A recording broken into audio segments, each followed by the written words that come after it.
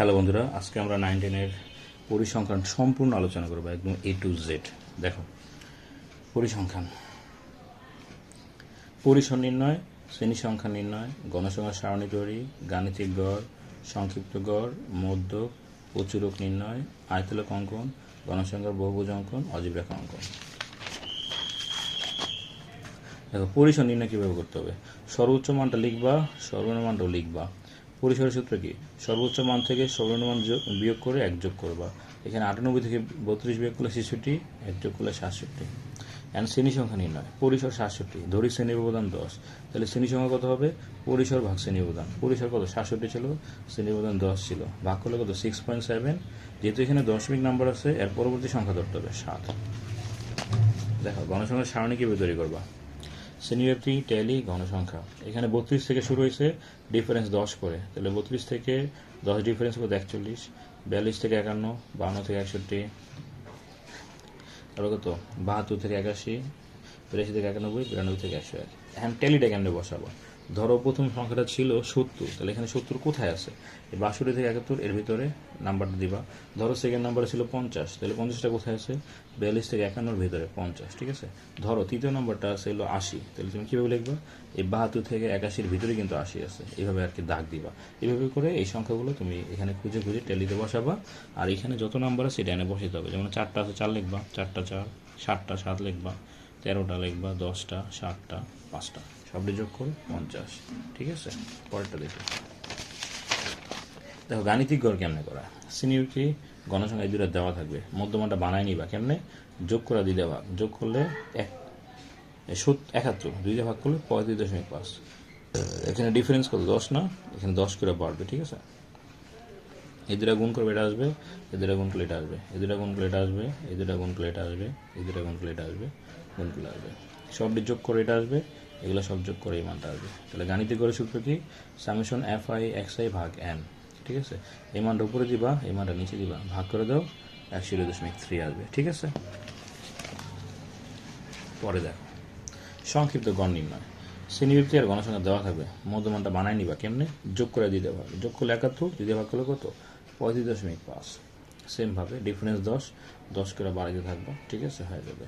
And বিচ্যুতিটা কেন থাকবো? এই প্রথম সংখ্যাটা আর লাস্টের সংখ্যাটা যোগ করো, করলে কত হয়? 131, 2 দিয়ে ভাগ করো, 65.5, কত আসবে? 65.5।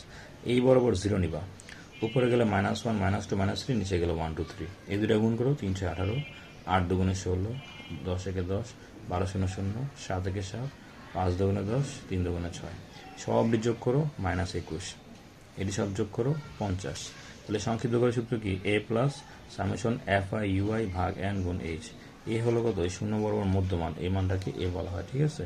আর fi u এর মানটা এখানে দেওয়াই আছে 21, n এর মান কত? 50, আর ডিফারেন্স কত? h এর মান 10, এ দুটো গুণ করো, 210, ভাগ করো 4.2, প্লাসে মাইনাসে মাইনাস, এই দুটো বিয়োগ করো, 1.3 আসবে, ঠিক আছে।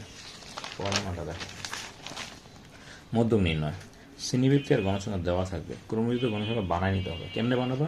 এই 6টা র্যান্ডে বসাও, 6 আর 8 যোগ করলে কত হয়? 14, 14 আর 10 24, 24 আবার কত? 36, 36 আর 7 কত?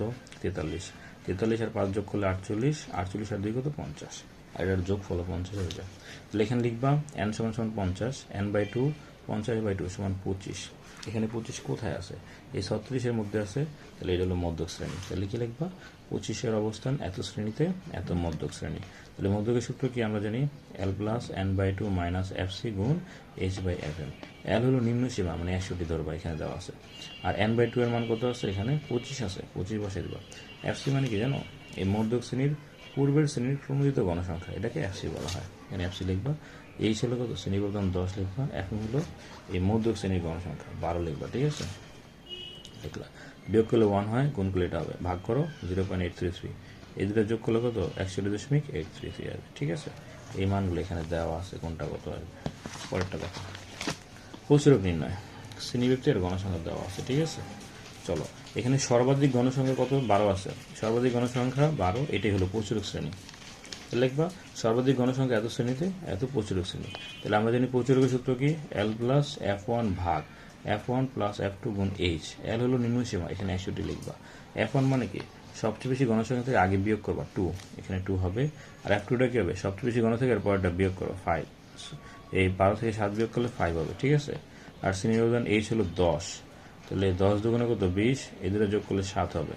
এটা ভাগ করো 2.857, এই দুটো যোগ করলে কত? 63.857 হবে। এখন এই মানগুলা তোমার এই পাশে দেখাইতে হবে। এখানে এল এর মান কত? 61, F1 মানে কি? ওই যে আমরা বিয়োগ করে দেখালাম, F2 মানে বিয়োগ করে দেখালাম, আর এইচ হলো 10। তারপরটা দেখো আয়তলেখ অঙ্কন কিভাবে করতে হবে। দেখো শ্রেণীবিভাগের গণসংখ্যা দেওয়া থাকবে, অবিচ্ছিন্ন শ্রেণীসীমা বানায় নিতে হবে। এটা থেকে 0.5 বিয়োগ করো 30.5, এটার সাথে 0.5 যোগ করো 40.5, 0.5 বিয়োগ করো 40.5, 0.5 যোগ করো 50.5, 0.5 বিয়োগ করো 50.5, 0.5 যোগ করো 60.5, 0.5 বিয়োগ করবো 0.5 যোগ করবো, 0.5 বিয়োগ 0.5 যোগ, এইভাবে করে নামতে থাকবো, ঠিক আছে। তারপরে কি লিখবা? ছক কাগজে 1 ছক বরাবর প্রতি 5 ঘরকে 10 একক ধরবা। আচ্ছা, প্রতি 5 ঘরকে 10 একক কেন ধরছি? দেখো এখানে কাহিনীটা কি, এখানে ডিফারেন্স কি দেখো। 1 2 3 4 5 ঘর পর পর কিন্তু আমরা একটা করে দাগ দিব এইভাবে, হ্যাঁ, উপর দিয়েও সেম ভাবে লিখবা। এখানে তুমি গণসংখ্যাগুলো লিখবা, আর এখানে অবিচ্ছিন্ন শ্রেণীসীমার জন্য আর কি লেখাগুলো লিখতে হবে। এটি কিভাবে লিখবা জানো? এই যে এই 30 থেকে লিখবা 30.5, 40.5, 50.5, 60.5, এইভাবে সবগুলো লিখবা। এই যে এইভাবে আর কি লিখতে থাকবা, ঠিক আছে। ওকে, ডান। এখন দেখো 30.5 থেকে 40.5 কয় ঘর আছে? 6 ঘর আছে না? তাহলে এখানে 6 ঘর আগাইবা। দেখো যে 1 2 3 4 5 6, এভাবে করে আটকাবা। আবার যাও, এরপরে কত? 8 ঘর না? এভাবে 8 ঘর আগাবা।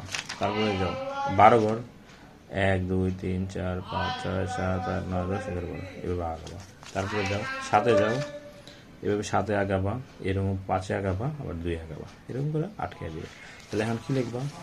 দেখো ছক কাগজে 1 ছক বরাবর প্রতি 5 ঘরকে 10 একক ধরে অবিচ্ছিন্ন শ্রেণীসীমা, ওয়াই অক্ষ বরাবর প্রতি 1 ঘরকে 1 একক ধরে গণসংখ্যা নিয়ে আয়তলেখ আঁকা হলো।